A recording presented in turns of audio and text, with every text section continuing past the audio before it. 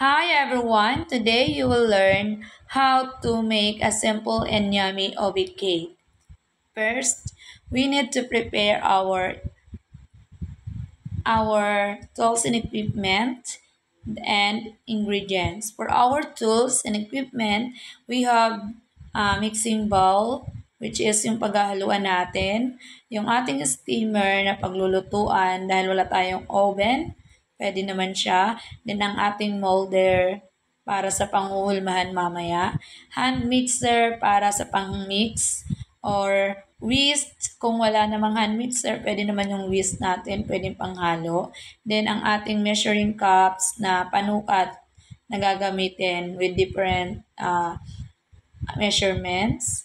Then, meron tayo dyan brush para gamitin mamaya sa ating oil sa paglagay sa molder. Then, ang ating strainer na gagamitin natin mamaya para sa pag-sip ng ating dry ingredients. So, sa mga ingredients naman, sa ating OB cake, gagamit tayo ng eggs,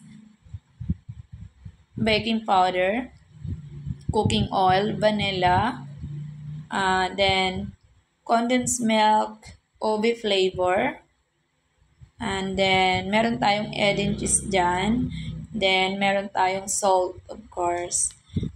So, ayan yung mga ingredients na gagamitin natin sa ating pagluluto. Naka-prepare na siya. So, gagawin na natin to. So, kompleto naman siya. So, napakadali lang nitong ating gagawin.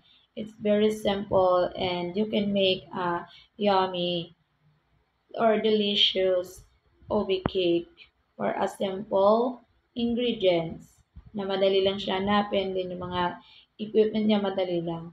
So, before that, I have that reminders na kailangan din natin mag-use ng PPE or mask sanitation. Yan, kailangan natin gumamit ng face mask, gloves, or apron, and then hairnet. So, hindi na ako nakagamit but I just inform lang na need natin magamit ng mga PPE and then of course mag-sanitize ng ating hands bago umawak sa ating ingredients. So, dyan po, we are going to use 6 eggs. 6 eggs, 6 pieces of large eggs. Yan po ang ginamit ko dyan. Ayan, minix ko na siya using the hand mixer. No? Yan yung first